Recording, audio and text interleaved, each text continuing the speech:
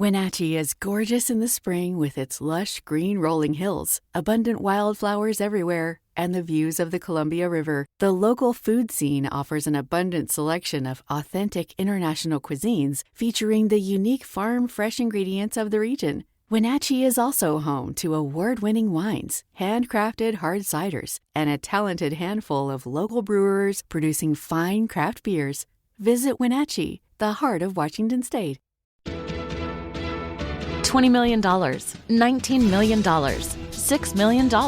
These are all awards recovered for clients of Phillips Law Firm. To win big, you have to fight big. And Phillips Law has been fighting the too-big-to-fail insurance industry for decades. Not every case will have a multi-million-dollar outcome, but Phillips Law will fight just as hard to recover the outcome you deserve. If you or a loved one has been injured in a car accident or on the job, call or click today at 1-800-JUSTICE or visit justiceforyou.com. Hey, this is BJ. Thanks for listening to our show's podcast. If you're a fan of all things geeky, you should check out my other podcast, BJ Shea's Geek Nation. We have new episodes every day, and you can check it out at bjgeeknation.com. Your driver's license is important so you can get back and forth to work, get your kids to school, and back and forth to daycare. If your license has been suspended because you can't pay your tickets, you can't do any of those things. Let's talk about Chapter 13 bankruptcy. You may have heard that tickets cannot be discharged, but they can be dealt with in a Chapter 13 case. Why not come in for a free consultation? The chapter you choose will make all the difference to your getting back legally on the road. Let's design a plan to pay off your tickets and restore your license immediately. I'm attorney Travis Gagne. Please contact me today at choosetherightchapter.com. That's choosetherightchapter.com. 99.9 KISW, the Rock of Seattle. So for over a year, we have needed some cheering up. Yes. No doubt about it. And food is always a good cheerer-upper for this guy. Yeah. And I'm not the only one. So somebody did a survey and said, okay, folks, name the foods that can instantly cheer you up. And, well, the top five, I think we're all agree on, especially recently this food product we've decided, this breakfast food product, we've said, yes, this definitely is one of the premier breakfast foods. I like fried chicken. Fried chicken. Fried chicken. Well, you can have it for breakfast. But how about fried chicken missed the top 10? Barely missed the top 10. Oh, okay. I'm trying to think. Breakfast food item. Waffles. There you go, sir. That's it. Waffles. Ooh. And pancakes. Either one. People say waffles or pancakes, but definitely I think a lot of us in this room would say waffles. And chicken and waffles go together magically. I like fried chicken. And waffles. Mm-hmm. But, it's funny that chicken did not make the top 10. I would have been very, very surprised because fried chicken sandwich, you see, all those folks waiting in line for the Popeyes, yep. I am really shocked that fried chicken did not make it. And now we got with the McDonald's one that Danny, he sent us a group text giving us a review of that one saying it's on the same level as the Popeyes one. It's so good, guys. Like, you need to go try it. What's it called now? It's just the crispy chicken sandwich at McDonald's. And they have the deluxe version, they have the regular version, and they have the spicy version. What the hell does the deluxe mean? It has lettuce and tomato. Oh, I don't need. We don't need to put vegetables into this party. I just did the spicy chicken because I do everything spicy. So I want to be clear. You're saying this is on par with the Popeyes fried chicken sandwich? Oh yeah. Ooh, wow. Good for McDonald's. They because I can easily get to one of those. Look at that white meat, crinkle cut pickles, and a new buttered potato roll. Yeah. I will say that the Popeyes is just a slightly bit better because of the chicken, but McDonald's was fantastic too. I will not turn down either one. All right, I like this. The crispy chicken one has a spicy pepper sauce. It looks really good. Mm-hmm.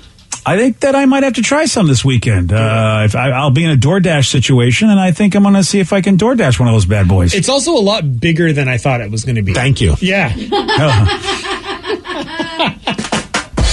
I'm happy to hear that. Yeah, no, I thought it was because... Yeah, you are. If someone's going to tell you it's a lot bigger than you thought it would be, why wouldn't you be happy to hear that? They've always had, chicken sandwiches, but they're on the dollar menu, I guess, and so those are the only ones I've ever had from McDonald's. So when I ordered this one, I was like, wow, the girthiness of this.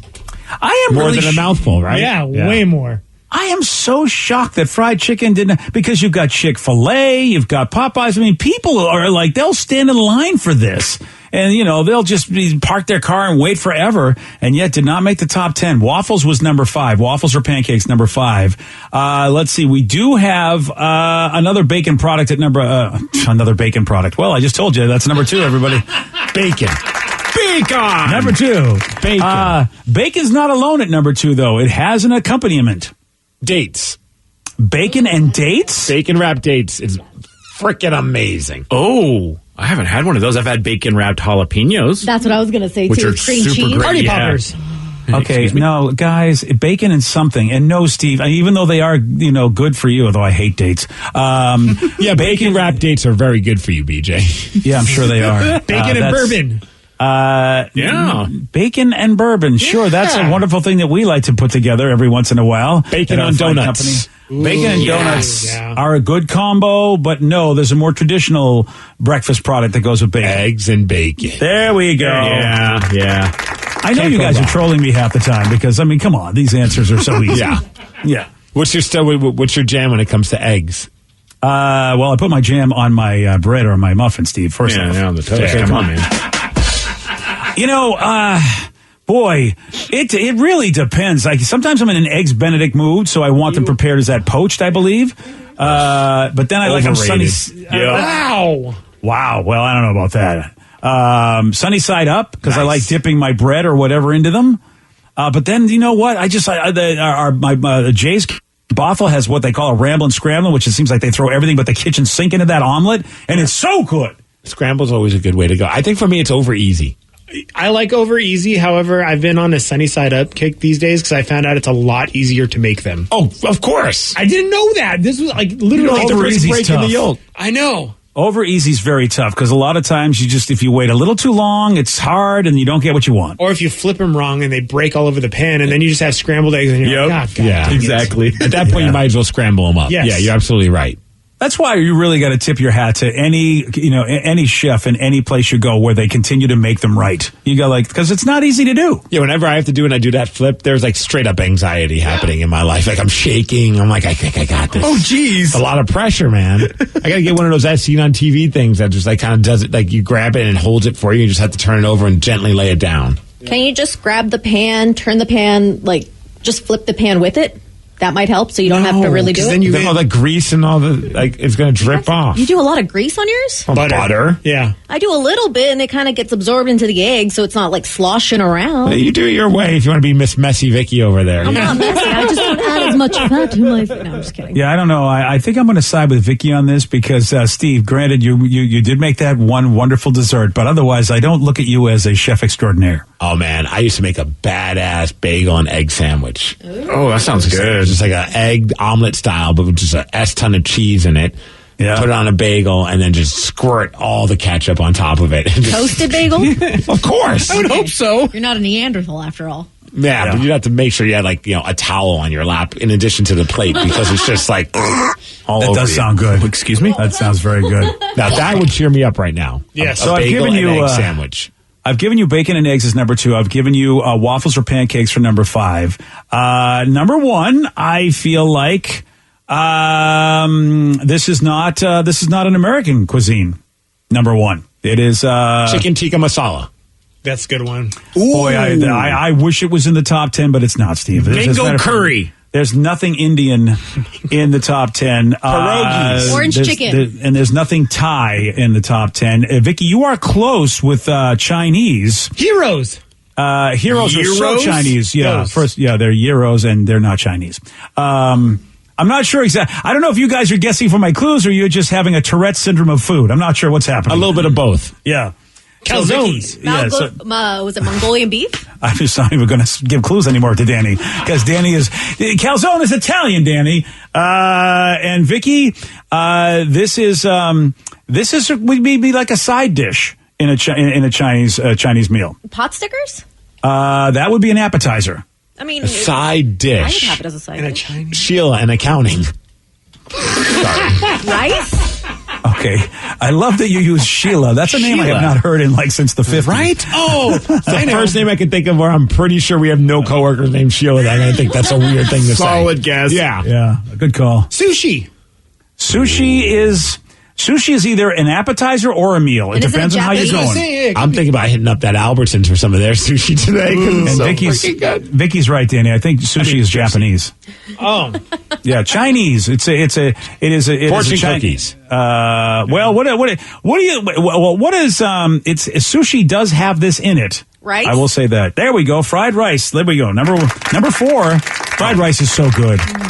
Now, I don't know if it's traditional Chinese, by the way. I think that's something we Americans did, frying up the rice like that and throwing everything in there. I don't know if anybody in China actually ever did it that way like we do. Isn't it awesome when you go to like a Benihana or an Iron Chef and you get to watch them make the fried rice in front of you? It's just like you find like you get to watch it from beginning to the completion, and it's something special. And Steve, you can testify to this. There's something about East Coast fried rice that's different than what we get out here on the West Coast. I don't know if they make it less healthy. I don't know why, but I remember fried rice being very different and seems like just greasy and fried and nice. Yeah, I'm not a person that's ever like, East Coast better, West Coast better thing. But when it comes to certain foods, and my wife always used to roll her eyes when I would tell her this until she went to New York with me and tried certain things.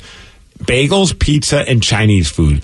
You cannot replicate them here. They're it's a whole nother level of excellence. And I think it's because they're more unhealthy. Maybe it's something in the water. I have no idea. But whatever it is, man, it's just a whole other level of awesomeness. Yeah, so if you are in the East Coast, seriously, try those big three that Steve said, because you probably haven't had it like that if you haven't been on the East Coast before.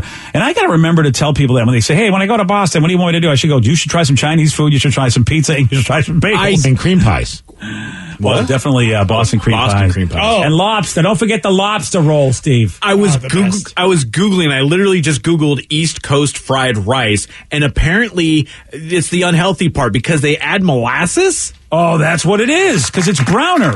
I remember that it was browner, and I didn't know why it had a brown, so it's the molasses. Yeah. Oh, so if you order Chinese food here, can you say, hey, can you throw some molasses on that rice? They might look like you grew another brain, but sure. Or if I bring it in with me, hey, can you put some of this on there?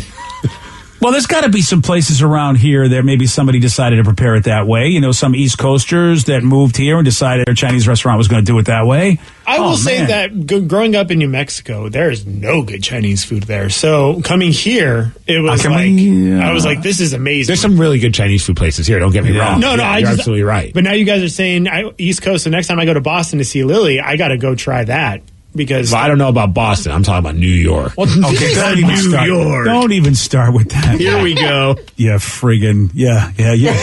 Somebody said tacos. I love to eat tacos. Number one on the list, ladies and gentlemen. At least the texters know what's up. Tacos. I said number one wasn't American, and number 4 wasn't American either, as a matter of fact. Or at least, well, it's probably more American the way we do it. But tacos, yeah, people love tacos.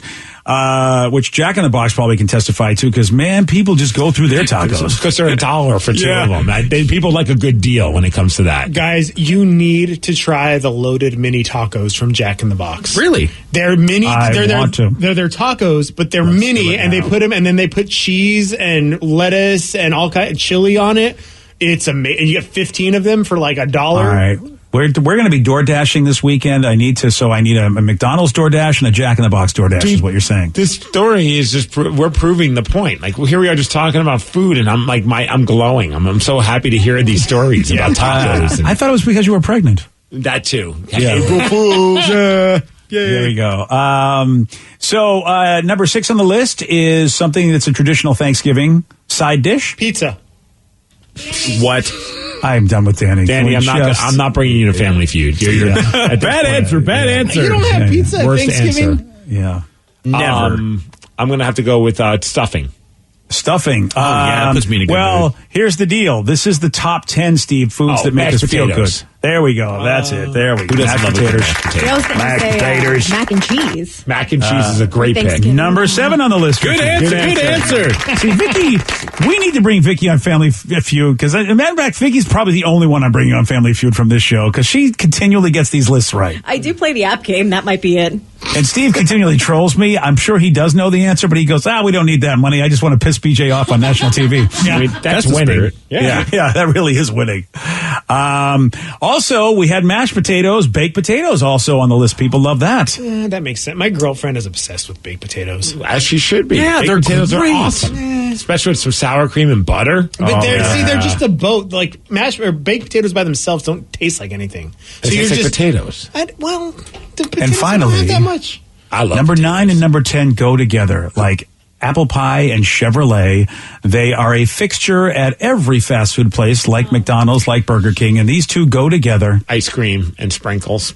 Yes, I was going to say because, ice cream and apple pie. That is Ice cream and fudge. When McDonald's started Fudge! all those years ago, they said, yes, come over here for our ice cream and sprinkles. It's our traditional McDonald's meal. Burger and fries. There we go. Thank you. God dang it, Steve. I think I would probably commit murder on Family Feud with you right now. I would be like, you know what? Good answer. I'd be like, no, dead answer. It's the best. Yeah, it's the best show ever. Then we'll spread virally. Oh, yeah, we were. That's a good point. And murders his teammate on Family Feud. It's so true. News at 11. Oh, man. We have got some big news about Star Wars. Apparently, an infamous character from Star Wars will not be returning. Who is it? Oh, you probably got your guesses already. I'll tell you for sure at 8:20 on The Rock. BJ and Migs, mornings on The Rock, 99.9 KISW. Wenatchee is gorgeous in the spring with its lush green rolling hills, abundant wildflowers everywhere, and the views of the Columbia River. The local food scene offers an abundant selection of authentic international cuisines featuring the unique farm-fresh ingredients of the region. Wenatchee is also home to award-winning wines, handcrafted hard ciders, and a talented handful of local brewers producing fine craft beers. Visit Wenatchee, the heart of Washington State. $20 million, $19 million, $6 million. These are all awards recovered for clients of Phillips Law Firm. To win big, you have to fight big. And Phillips Law has been fighting the too big to fail insurance industry for decades. Not every case will have a multi-million-dollar outcome, but Phillips Law will fight just as hard to recover the outcome you deserve. If you or a loved one has been injured in a car accident or on the job, call or click today at 1-800-JUSTICE or visit justiceforyou.com. New on Curiosity Stream. Deformed trees, mutated wildlife, and no humans for miles. 10 years after the disaster at Fukushima, see what this irradiated ecosystem can teach us about nuclear fallout on Radioactive Forest. Plus, looking for the most diverse marine life on the planet? Dive into the Coral Triangle and experience a frenzy of wildlife you've got to see to believe on nature's greatest secret. It's all on Curiosity Stream. Annual plans are $20, just $1.67 a month. Visit curiositystream.com. 99.9 KISW, The Rock of Seattle. Well, a lot of us Star Wars fans are stoked because we've got news about the new Obi-Wan Kenobi show on Disney Plus, which I'm excited because Ewan McGregor is going to be playing Obi-Wan, and he was one of the bright spots in episodes 1, 2, and 3. A lot of folks, nobody really had any complaints about his portrayal of Obi-Wan. Man, I was just thinking they can have like a cross-promotion episode where it's Obi-Wan show with WandaVision. They call it Obi-WandaVision. Ooh. No? I'd watch it.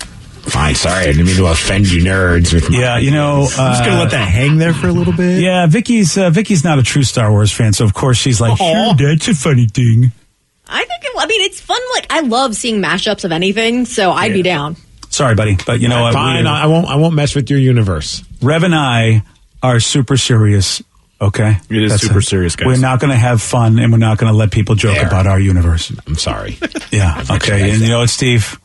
The Force is not with you for that one. Clearly. Thank you. Here's some news, though. Obi-Wan also, Ewan McGregor's Obi-Wan was also during the same time where somebody did get a lot of complaints, and that would be Jar Jar Binks. So people wondered, is it possible that Jar Jar will make an appearance in this new Obi-Wan series? And the answer is no. No, Jar Jar. How much does it suck they have to make an announcement that something's not going to be on the show? And I feel bad for the actor. Ahmed Best is the actor who, granted, you couldn't tell because it was a CGI character, but he was the dude that voiced him. He was the one that dressed up in all the mocap stuff. So, it seems like a really good dude, but has had a real traumatic time with fans just hating on the character so much.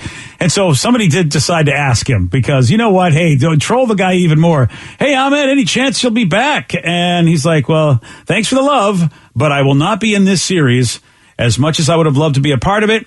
But I'm ecstatic to see folks who I love dearly back together doing great things. What would you rather be, though? Would you rather be Ahmed Best that, played a role that is so universally despised but so memorable that people still talk about it to this day? Or would you rather be in Star Wars and just be like one of the members of the Cantina Band? Yeah, that is a tough one, Steve, but I feel like I feel like in the world of Star Trek, Will Wheaton knows what it's like to be Ahmed Best because a lot of people hated Wesley Crusher, the character he played. Will has since turned that around because he was such a fan of Star Trek that people realize, oh, he's a real deal. He's a geek. Ahmed, I don't know if he's turned it around with a lot of folks. I mean, he said thanks for the love, and it seems like he's at least in his brain, he's thinking that people love his character. But I feel like I would say, Steve, I'd rather be the lesser known Cantina guy. Oh, I'd be because I don't want all that hate. I don't want all that hate. But you got to remember that they hate the character. They don't necessarily hate you. You think people legitimately hate Star Wars fans? Do yeah, they do. Jerks. That's what happened with Game of Thrones. The guy that the kid that played Joffrey, he was the character itself was a piece of crap, and he's not acting anymore. He took a break, I think, because he went to school, but. It's hard to come back and do a different role when you've been that hated. But I'd rather be able to be like, yeah, I was Jar Jar Binks, and then people could instantly know who I'm talking about, as opposed to like, I'm Debu, the saxophone player in the Cantina band, and then they're like, I don't remember who that is, and you have to like pull it up on a phone and show everybody who, like, if you're going to be part of the Star Wars history, I'd rather be at least someone who's memorable. You've got the temperament to be able to deal with the hate, Steve. I don't. And I feel like everyone knows the Cantina band. You might not know who the players are, but you're like, oh, wait, you were in the Cantina band? That's awesome. Yeah, remember that part where you go, doo, doo, doo, doo, doo, doo, doo, doo. He's like, oh, yeah. I'd like to be the dude. Oh, what's that?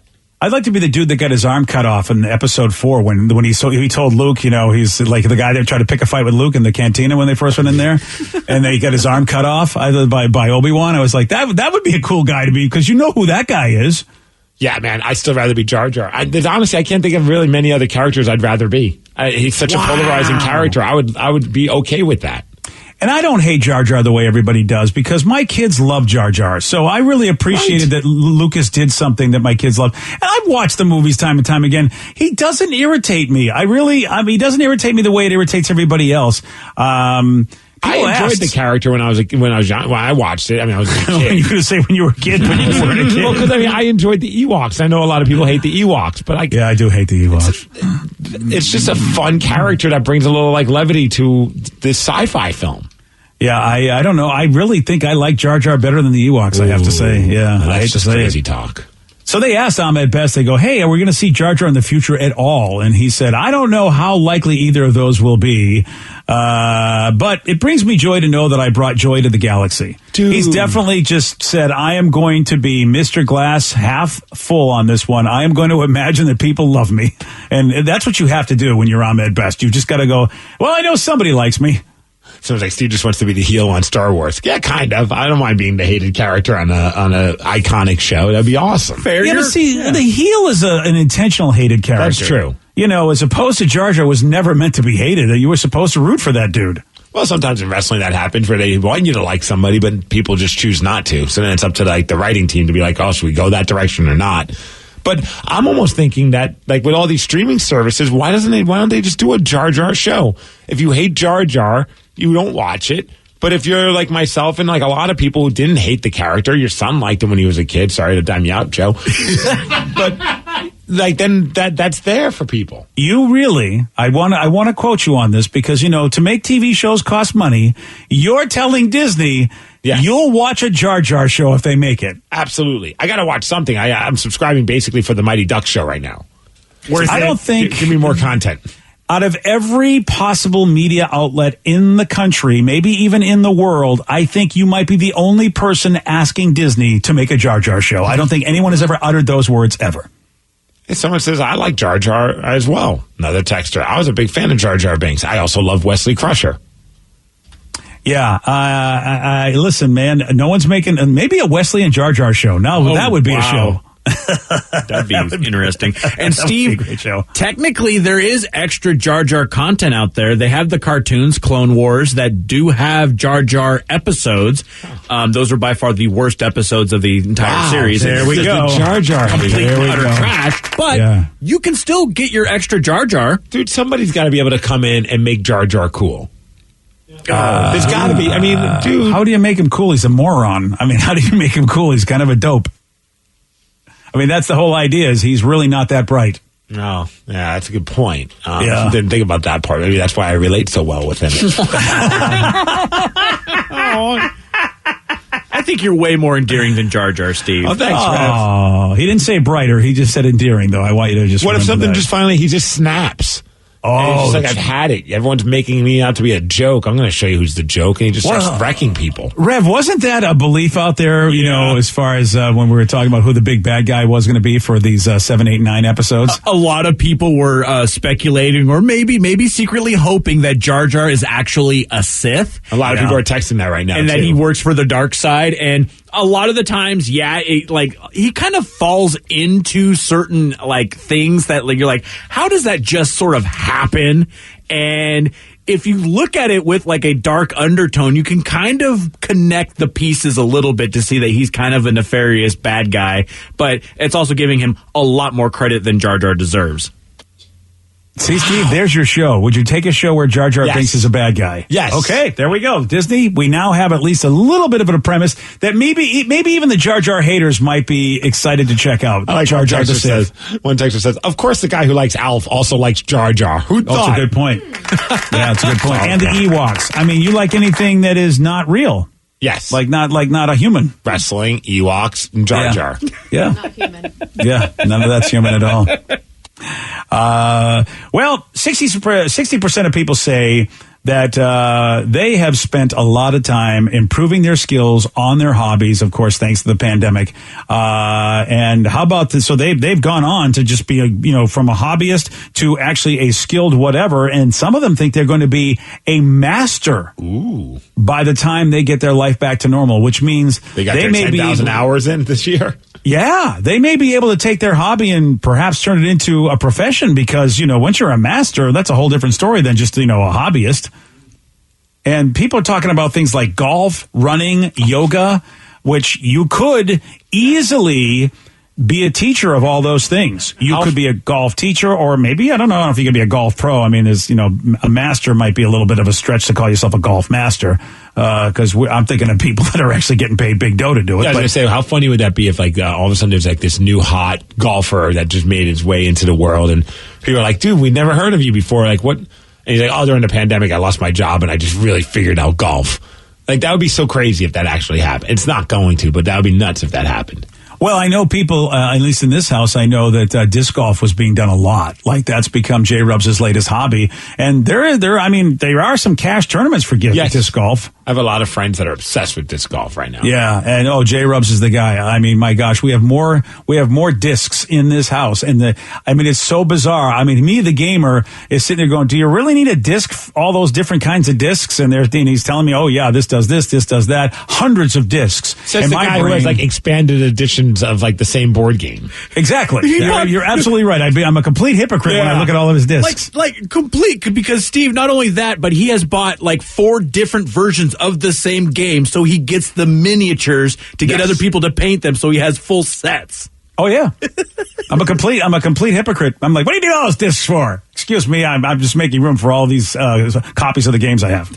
And with disc golf, the nice thing is it's very minimal cost to do it. It's not like paying expensive amounts to be on a golf course. So it's a lot of public parks have disc golf courses, and the discs are pretty cheap. So and you're outside, and right now that's pretty much all we can do. Yeah. There are people that are cooking and baking that believe they're going to be master chefs and master bakers by the time they're done.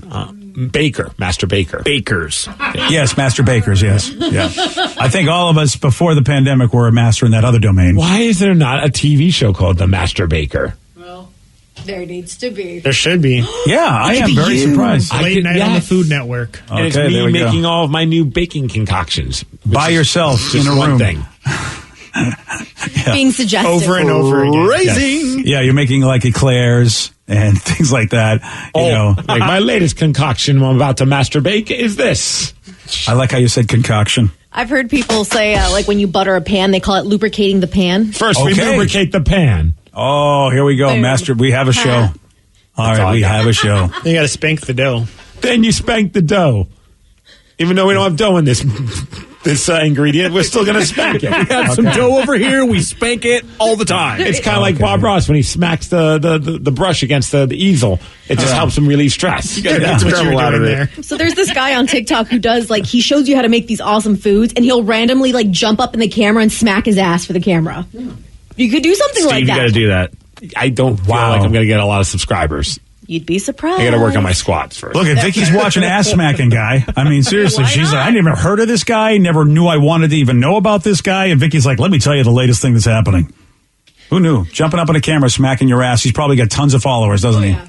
How many followers does this guy have? Probably, I don't remember. I got to find it. Okay. Oh, he's TikTok famous enough that Vicky found him. That's a good point. Millions. Yeah. I'm looking. It might be it. It's all right. Don't worry about it. We put you on the spot. Yeah. Meanwhile, yesterday, Steve, he did get this one wrong. Nice. What type of scientist studies microscopic plants and animals? A botanist. No. Veterinarian. No. That's it. Oh, sorry. Did that Again. already. A doctor. No. We were looking for microbiologist.